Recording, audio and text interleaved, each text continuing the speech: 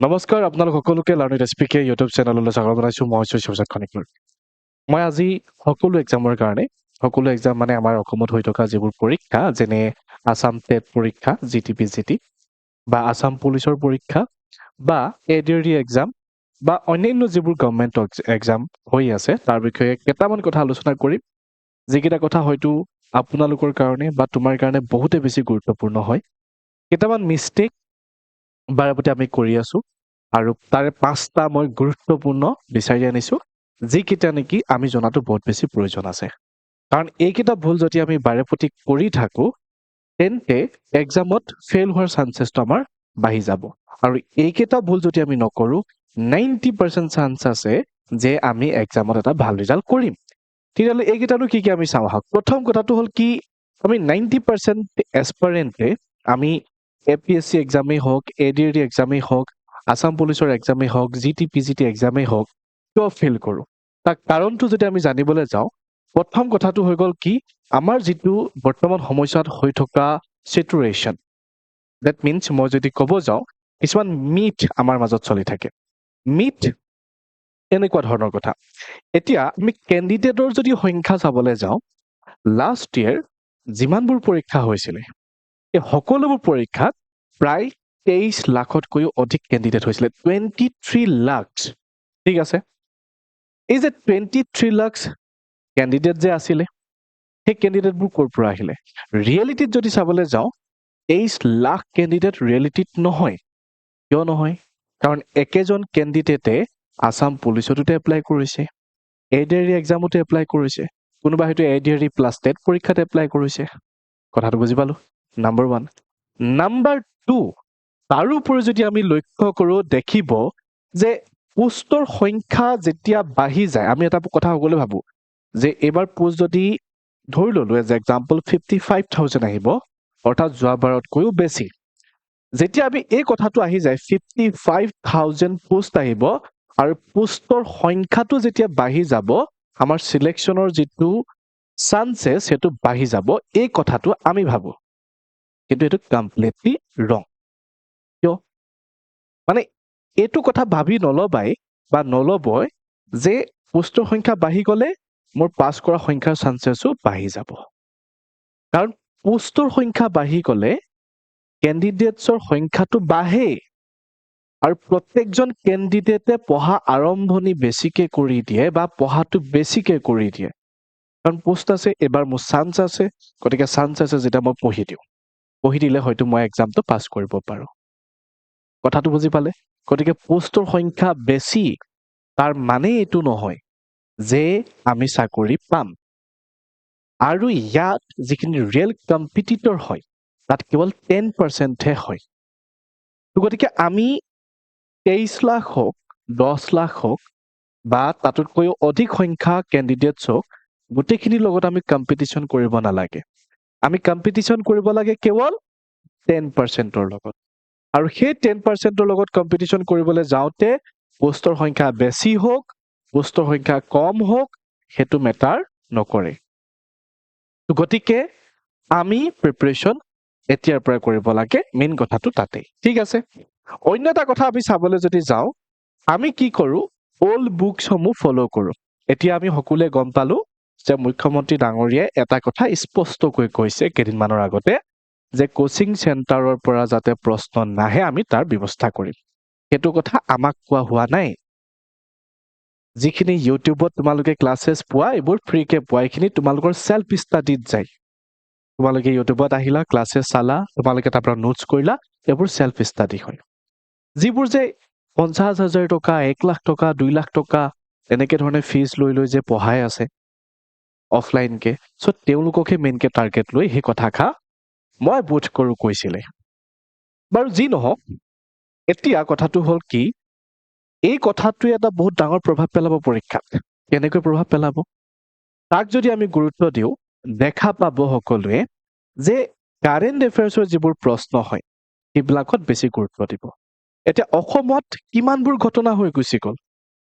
আমি যদি সেই আসাম জিকেৰ কাৰণে আগতে পঢ়াৰ ধৰণী, আগৰ প্ৰশ্নবোৰকে কেৱল গুৰুত্ব দি থাকো বা যিবোৰ নেকি কিতাপ ফাৰ্ষ্ট এডিশ্যন অৰ্থাৎ এতিয়াৰ পৰা প্ৰায় 5 বছৰ বা 6 বছৰ আগতে ওলোৱা কিতাপত যদি আমি গুৰুত্ব দি থাকো তেন্তে আমাৰ ৰিজাল্ট বেয়া হোৱাৰ চান্সেছ আছে তাৰ ৰিজন দুটা নাম্বাৰ 1 সময় সলনি হোৱাৰ লগে লগে ডাটা কিছুমানো সলনি হৈ থাকে যেনে যেনে যিটো জনসংখ্যা হাল সলনি হ'ল বা আমি কাজিৰঙা নেশ্যনেল পাৰ্কৰ কথাই যদি কওঁ তাতো কিবা এটা আপডেট হ'ল বা নেশ্যনেল পাৰ্কছ কিমান আছে সেইটো আপডেট হ'ল তো এইবোৰ চেঞ্জেছ হৈ থাকে গতিকে পুৰণা কিতাপ এখন চোৱা মানে আমি এটা ভুল তথ্য পঢ়াৰ সম্ভাৱনা থাকে নাম্বাৰ 1 নাম্বাৰ 2 অসমত বিভিন্ন ঘটনা ঘটি আছে বুজি পাইছোনে সকলোৱে কৰবাত হয়তো এখন দলং উদ্বোধনী হৈছে কৰবাত হয়তো এখন পাৰ্ক উদ্বোধনী হৈছে কৰবাত হয়তো এখন আঁচনি উদ্বোধনী হৈছে এইবোৰ যে ঘটি আছে ঘটনাবোৰ চৰকাৰে এবাৰ নিশ্চয় চেষ্টা কৰিব যে তাৰ পৰা অধিক প্ৰশ্ন কাটিব কাৰণ হিমন্ত বিশ্ব শৰ্মা ডাঙৰীয়া যিহেতু অলৰেডি কৈছেই তাৰ উপৰিও আগতেও এনেকুৱা ধৰণৰ কামবিলাক কৰি আছে আৰু সেই কাৰণে আমি এইটো কথাত গুৰুত্ব ৰাখিব লাগিবই গতিকে মই কওঁ যে যি এই পুৰণা কিতাপসমূহ আছিলে তাক নতুন এডিশ্যনটো ল'বলৈ আৰম্ভ কৰক আৰু এতিয়াৰ পৰা কাৰেণ্ট এফেয়াৰ্ছৰ বিষয়বিলাক আসাম জিকেৰ কাৰণে বিশেষকৈ চাই যাবলৈ আৰম্ভ কৰি দিয়ক ঠিক আছে নেক্সট কথাটো হ'ল কি আটাইতকৈ ডাঙৰ সমস্যা মই এজন কোচিং অনাৰ হিচাপে বা এটা ইউটিউবত চেনেল চলাই থকা হিচাপে তোমালোকক সদায় মেন্টৰ হিচাপে সহায় কৰা হিচাপে মই এটা কথাটো গম পাই আহিছো আমাৰ ষ্টুডেন্ট বিলাকে এটা বহুত ডাঙৰ মিষ্টেক কৰে মই খোলাকে কৈছো তোমালোকক বহুত ডাঙৰ মিষ্টেক হয়তো তুমিও কৰি আছা হয়তো আপুনিও কৰি আছে সেয়া হ'ল কেৱল PDF লাগে আটাইতকৈ ডাঙৰ মিষ্টেক যদি চাকৰি লাগে সেইটো হ'ল PDF লাগে অনুমান কৰা আমি এপত লাৰ্ণিট এছপিকে এপত যেতিয়া ক্লাছেছ কৰোঁ প্ৰত্যেকটো ক্লাছৰে আমি PDF ফাইল শ্বেয়াৰ কৰোঁ সাপোজ মই ৰিজনিঙৰ ক্লাছ কৰিলো মোৰ 50টা ক্লাছ হ'ল মোৰ 50টা PDF ফাইল হৈ গুচি গ'ল তাৰ উপৰিও আসাম হিষ্ট্ৰীৰ কাৰণে মই ক্লাছেছ কৰিলো সাপোজ তাত 50টা ক্লাছ হ'ল 100টা PDF ফাইল তাতেই হৈ গ'ল অন্য এটা ফালে আমি যদি চাবলৈ যাওঁ সুৰজ ছাৰে ক্লাছ কৰিলে সুৰজ ছাৰে তাত ধৰি ললো 50টা ক্লাছ কৰিলে 150টা PDF হৈ গ'ল প্ৰত্যেকজন শিক্ষকে ক্লাছ কৰোঁতে সব 500 মানটা PDF হৈ গুচি যায় আপুনি এবাৰ অনুমান কৰক আপুনি ল্যাপটপত যিমানেই সজাই পৰা নিলিখক কিয় বা সজাই পৰা নথক মোবাইলতো সম্ভৱেই নহয় 500টা PDF আপুনি ৰখাটো আৰু সেই PDF খিনি আপুনি এবাৰমান পঢ়িবলৈ পাবনে এবাৰমান পঢ়ি চাইছে না আজিলৈকে বাৰু সেইটো কথা বাদ দিলো আপুনি যে PDF বুজে কালেকচন কৰি থাকে বেষ্ট PDF কোনটো হ'ব এটো SPK ছাৰে দিলে এটো বেলেগ কোনোবাই দিছে গতিকে এই PDF খিনি আমি কালেকচন কৰিছো আমি কি কৰিছো বেছিভাগ সময় PDF কালেকচন হে কৰি আছো কিন্তু আমি কৰিব লাগে কি আমি একচুয়াল ষ্টাডি কৰিব লাগে PDF কালেকচনত যদি আমি 4 ঘণ্টা সময় লগাইছো একচুয়াল ষ্টাডিত আমি 1 ঘণ্টা কৰিছো আসাম হিষ্ট্ৰী যদি PDF এজনৰ পৰা ললা তুমি তো হেতু যদি তুমি পঢ়িছা আৰু আসাম হিষ্ট্ৰী PDF বিচাৰি থকা কি প্ৰয়োজন আছে একেখিনি কথাই বেলেগ বেলেগ ঠাইত থাকিব একেখিনি ৰিসোৰ্সে থাকিব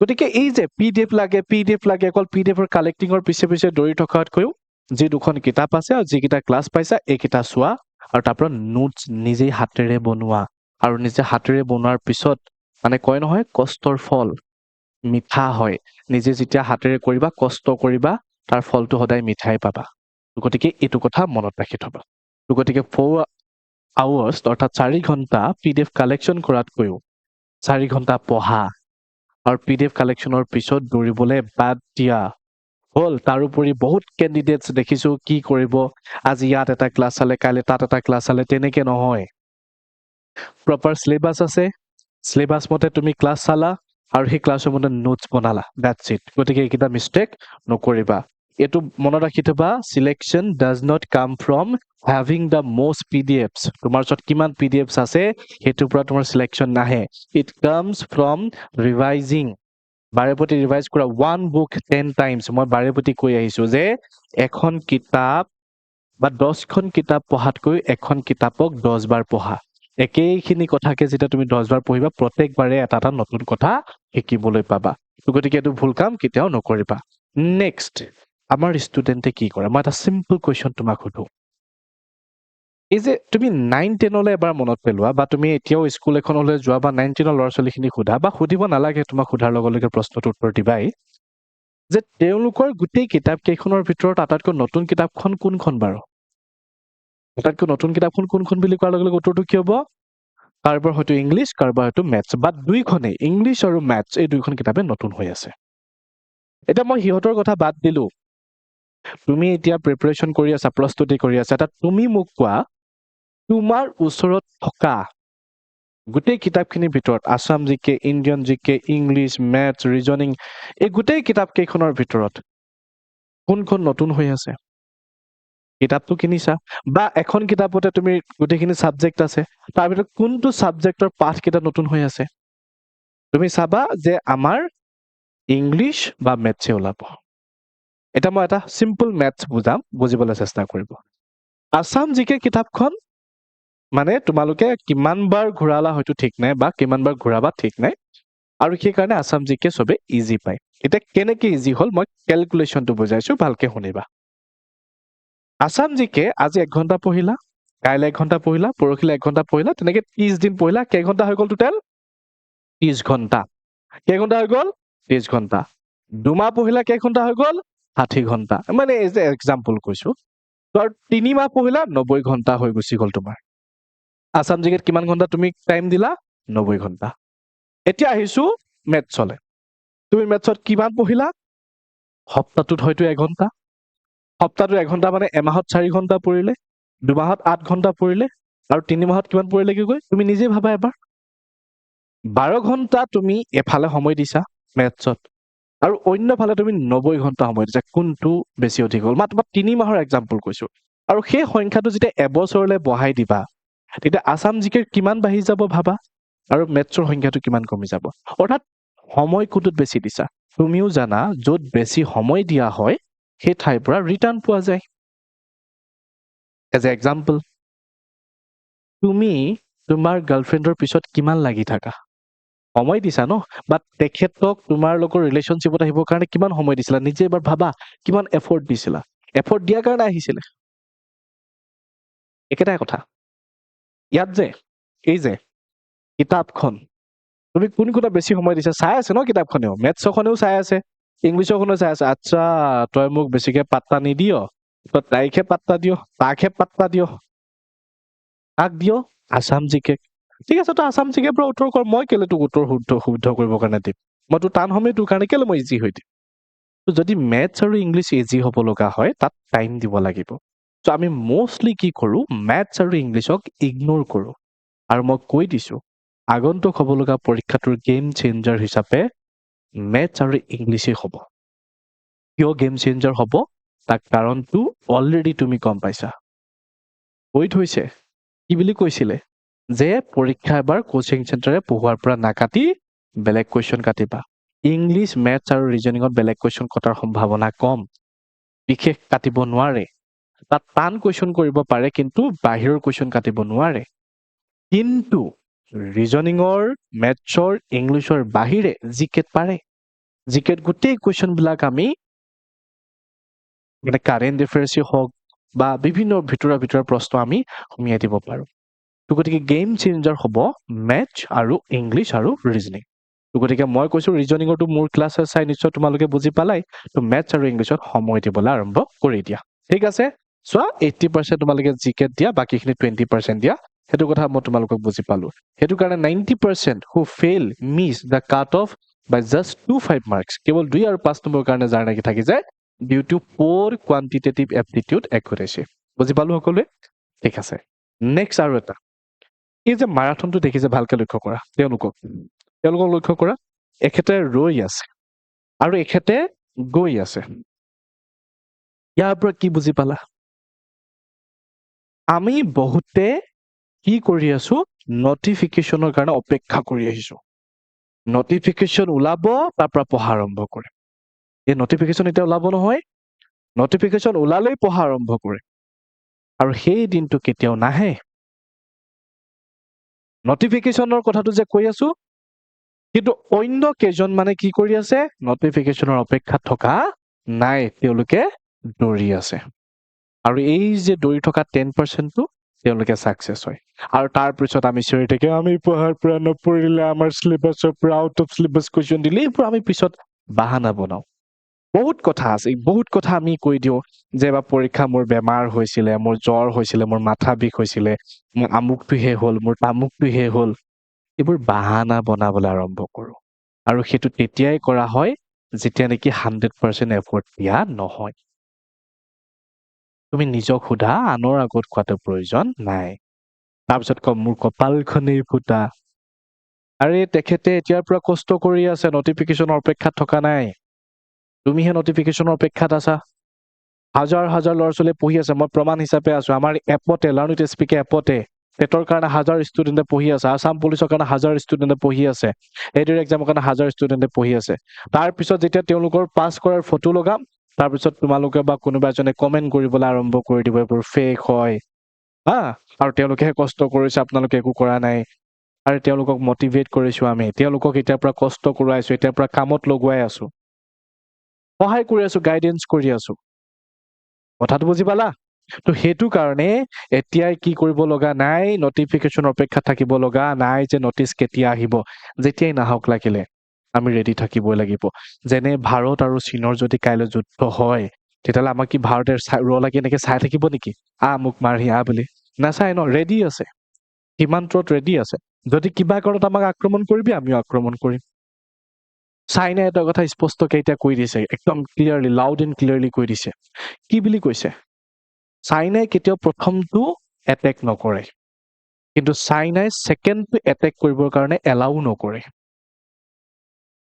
কথাটো বুজি পালা তো ৰেডি আছে যুদ্ধৰ কাৰণে ৰেডি আছে যিকোনো মুহূৰ্তত যুদ্ধ হ'ব পাৰে আৰু সেই মুহূৰ্তত আমি কি কৰিম যুদ্ধৰ কাৰণে যিটো বিৰোধী দলক আমি মানে যেনেকে ধৰণে কৰিব লগা আছে আমি কৰিম প্ৰতিহত কৰিব লগা আছে আক্ৰমণ কৰিব লগা আছে যি কৰিব লগা আছে কৰিম তো গতিকে আমাৰ অসমতো আমি এখন যুদ্ধ বুলি ভাবিব লাগিব কিয় কাৰণ ইয়াত এক্সামৰ ডেট দিয়া নহয় এক্সামৰ কাৰণে এডমিট কাৰ্ড কেতিয়া দিব কোৱা নহয় সিলেবাস দিয়া নহয় ইয়াত কোনো অনিৰ্দিষ্ট কাল মানে একো নিৰ্দিষ্টতা নাই কোনটো মুহূৰ্তত কি হ'ব কোনেও নাজানে বাৰিষা কালত যেনেকে ধৰণে মানে বৰষুণ হয় একেটা কথা বাৰিষা কালত বৰষুণ আৰু আমাৰ অসম মানে চৰকাৰে পতা পৰীক্ষাৰ মাজত একো পাৰ্থক্যই নাই কেতিয়া হ'ব কোনেও নাজানে গতিকে ৰেডি থাকিব লাগিব যদি ৰেডি নাথাকো তেন্তে প্ৰব্লেম বাঢ়ি যাব হল নহয় ভালকে মনত ৰাখিবা they are already at the 5 kilometre mark যিসকলে এতিয়া বৰ্তমান পঢ়ি আছে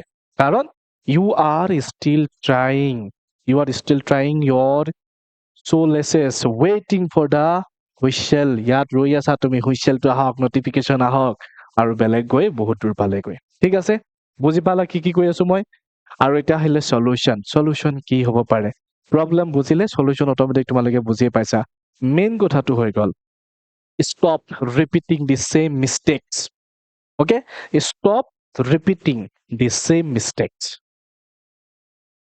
মই এনে কথা এটা কৈছো এতিয়া আমি সকলোৱে গম পাওঁ যে গোটেই পৃথিৱীত এটা বৰ্তমান সময়ত যুদ্ধ বিগ্ৰহ ইত্যাদিবিলাক হৈ আছে ইফালেও হৈ আছে সিফালেও হৈ আছে হয়নে ঠিক আছে আমেৰিকাৰ লগত যুদ্ধ হৈ আছে আমি সকলোৱে গম পাওঁ এতিয়া কিং জং উং আমি সকলোৱে জানো হয়নে নৰ্থ কোৰিয়া তেখেতে কি কৈছে আমাক জোকাবি আমাক কিবা কৰিবি আমাক যদি কিবা কৰ আমি জাপানক উৰুৱাই দিম আমি সাউথ কোৰিয়া দিম সাউথ কোৰিয়াৰো বাকি জাপানে কৈছে আমাৰ কি দুখ আমাৰ কি ভুল এতিয়া কিং জন কৈছে আমি নাজানো সেইবোৰ আমাক আমেৰিকা আমনি কৰিব তহঁতক মই আমনি কৰিম কথা খতম ঠিক আছে ওকে এতিয়া আমি এতিয়া চাবা দেই গোটেই পৃথিৱী বিশ্বত বৰ্তমান সময়ত কি হৈছে যুদ্ধ হৈ আছে আমেৰিকা বাকি বহুত ইউক্ৰেইন কিবা কিবি মুঠতে ঢেৰ যুদ্ধ হৈ আছে চাইনাও কিবা কৈছে আমাৰ ভাৰতবৰ্ষৰ স্থিতিবিলাক কিবা কিবি হৈ আছে এইখিনি সময়ছোৱাত নৰ্থ কোৰিয়াৰ কিং জং উন আমি সকলোৱে জানো নহয় তেখেতে কি কৈছে গম পোৱা আমেৰিকাই যদি আমাক আমনি কৰে আমি কি কৰিম মানে সাউথ কোৰিয়া আৰু লগতে জাপানক আমি বোম মাৰি উৰুৱাই দিম ইহঁতি কৈছে আমি কি কৰিলো তেতিয়া কৈছে আমি নাজানো সেইবোৰ তহঁতি বহুত ডেভেলপড হৈছে তহঁতক উৰুৱাই দিম আমাক যদি আমেৰিকা আমনি কৰে ছেকেণ্ড বাৰ যে কলো মই অলপ হলেও মুখত হাঁহি আহিলে অলপ হলেও কিবা এটা ৰিয়েক্ট আহিলে নাই আহা প্ৰথমবাৰ যেতিয়া কৈছিলো অকমান হলেও মুখত হাঁহি এটা বা হয় কথাকে কিবাটোতো ৰিয়েক্ট আহিলে ছেকেণ্ড টাইম কি হ'ল একেটা কথাকে কিয় ৰিপিট কৰিছ যদি একেটা কথাকে ৰিপিট কৰিবই নালাগে তুমি একেটা মিষ্টেককে কিয় ৰিপিট কৰি আছা তুমি পৰীক্ষাত ফেইল হৈছা গম পাইছা কিয় ফেইল হৈছা গম পাইছা কৈ সেই একেটা মিষ্টেককে কৰি আছা সেই একেটা মিষ্টেককে যদি তুমি কৰি থাকা আকৌ ফেইল নহয় কি হবা বুজি পালা এটা কথাটো গতিকে সেম মিষ্টেক কৰি নাথাকিবা বুজি পাইছা যেতিয়া তাক কোনো ধৰণৰ কাৰণত এৰি নিদিবা আমি কি এইম লৈছো আমাৰ লাৰ্নিং টু স্পীকৰ পদক্ষেপটো কি হয় আমাৰ পদক্ষেপ তোমাক আসাম পুলিচে হওক এডিআৰইয়ে হওক বা টেটৰ এক্সামতে হওক বা অন্যান্য এক্সামত সহায় কৰা কেনেকৈ সহায় কৰা প্ৰথম কথাটো হ'ল কি আমি ইয়াত কি কৰোঁ কণ্টেণ্টবিলাক তোমালোকক ক্লিয়াৰলি দিওঁ প্ৰত্যেকটো বিষয়ৰ ওপৰতে দিওঁ হ'ল নহয় আৰু প্ৰত্যেকটো বিষয়ে আমি PDF ফাইলটো তোমালোকক নোটছ নিজে হাতেৰে বনাবৰ কাৰণে উপলব্ধ কৰি দিওঁ যদি তোমালোকে এদিন ক্লাছ মিছ কৰি দিল ছেকেণ্ড দিনা তোমালোকৰ PDFৰ ভাণ্ডাৰটো বাঢ়ি যাব কৰিব নোৱাৰিবা গতিকে ডেইলি কাম ডেইলি কৰিব লাগিব হ'ল নহয় আৰু আমি কি কৰিছো আমি ৱেইট কৰি থকা নাই নটিফিকেশ্যন আহিব নটিফিকেশ্যন আহিলেহে পঢ়াম নটিফিকেশ্যন আহিলে কোৰ্চ কৰিম আমি এতিয়াৰ পৰা ষ্টাৰ্ট কৰিছো আমাৰ ক্লাছেছ চলি আছে হ'ল নহয় আমি কি কৰিছো ইংলিছ আৰু মেথছত ফ'কাছড বেছি কৰিছো মেথছৰ কাৰণে মই দুজনকে শিক্ষক আনি থৈছো এজনকে শিক্ষকো নহয় প্ৰয়োজন হ'লে আৰু আনি দিম বুজি পালা নহয় তো আমি এইকেইটাত বেছি ফ'কাছ কৰিছো কাৰণ জানো যে এইকেইটা আমাৰ কাৰণে বহুত ইম্পৰ্টেণ্ট হয় যদি ভাবিছা এডিআৰই কাৰণে এতিয়াৰ পৰা প্ৰস্তুতি কৰোঁ তেন্তে আমাৰ লাৰ্নিং টু স্পীক এপটো যিটো হয় লাৰ্নিং টু স্পীক এপ তাক ডাউনলোড কৰা ডাউনলোড কৰি লৈ তোমালোকে এডিআৰই 3.0 বুলি এনেকৈ ধৰণৰ কোৰ্চ এটা পাবা বাই কৰিব পাৰিবা যদি ভাবিছা বোলে নাই আসাম টেটৰ কাৰণে বহুতে এডমিশ্যন লৈছে আৰু ক্লাছেছ ধুনীয়াকৈ চলি আছে আসাম হিষ্ট্ৰী ক্লাছেছ আৰম্ভ হৈ গ'ল বাকী বহুতখিনি ক্লাছেছ আৰম্ভ হৈ গৈছে তো গতিকে তাতো জইন হ'বৰ কাৰণে আমাৰ লাৰ্নিং টু স্পীক এপটো ডাউনলোড কৰা ঠিক এনেকৈ এটা কোৰ্চ দেখা পাবা আৰু লগতে আসাম পুলিচৰো ক্লাছেছ চলি আছে যদিহে কিবা অসুবিধা পোৱা 8638187142 এই নাম্বাৰটোত তোমালোকে কি কৰিবা কল কৰি দিবা হৈ গ'ল তাৰোপৰি এটা কথা একেবাৰে শেষত ক'ব বিচাৰিছো ষ্টপ ৱেইট কৰিবলৈ বন্ধ কৰা ষ্টাৰ্ট প্ৰিপেয়াৰিং এতিয়াৰ পৰা আৰম্ভ কৰি দিয়া প্ৰিপাৰেশ্যন এই যে 10%টো যে আছিলে সেই 10%টো তুমি পঢ়িবকে লাগিব হ'ল নহয় know your real competitor is the top 10% মনত ৰ'ব সেই টপ 10%হে তোমাৰ কম্পিটিশ্যনত আছে বা তোমাৰ কম্পিটিটৰ হয় এইটো কথা মনত ৰাখি থবা ইউজ কাৰেণ্ট ইণ্টিগ্ৰেটেড ৰিচোৰ্চেছ বৰ্তমান ৰিচোৰ্চেছবিলাক তুমি কালেক্ট কৰিবলৈ ষ্টাৰ্ট কৰা অল্ড বুক নাচাবা কিছুমান ডাটা তাত মিষ্টেকেলি আছে মানে মিষ্টেক হৈ আছে আমি যদি ক'বলৈ যাওঁ আৰু প্ৰি নটিফিকেশ্যন বেটছ এতিয়া আমাৰ চলি আছে তাত জইন কৰা যিবোৰ নেকি নটিফিকেশ্যন আহক নাহক আমি পঢ়ি থাকিম আমি 1 বছৰৰ কাৰণে এদিনো মিছ নকৰাকৈ ক্লাছ কৰিম তোমালোকে এটা কথা মনত ৰাখি থবা বাকী ক'ৰবাত যদি তোমালোকে কোৰ্চ বাই কৰিছে বা কিবা কৰিছে দেখা পাবা তেওঁলোকে তোমালোকক কোৰ্চটো বাই কৰিলা কৰাৰ পিছত আজি ক্লাছ ষ্টাৰ্ট কৰিলে কাইলৈ যদি পঢ়া শেষ হৈ গ'ল সাপোজ ধৰি ললো কাইলৈ পঢ়া শেষ হৈ গ'ল আকৌ ৰিপিট নকৰে সেইখিনিতে শেষ কোৰ্চটো শেষ পঢ়ালো আমি আৰু কৰিব লগা একো নাই কিন্তু আমি কি কৰো পঢ়াই শেষ হ'লেও পঢ়িয়ে থাকিম মানে 365 ডেজে ক্লাছেছ চলিয়ে থাকিব চ' সেইটোতকৈ আৰু ডাঙৰ কাম মই ভাবো আমাৰ অসমত আমাৰ ধৰণে কোনেও কৰা নাই চ' থেংক ইউ চ' মাছ সকলো জইন হোৱাৰ কাৰণে লগ পাম অন্য এটা ক্লাছত তেতিয়ালৈকে বাই বাই গুড নাইট জয় অসম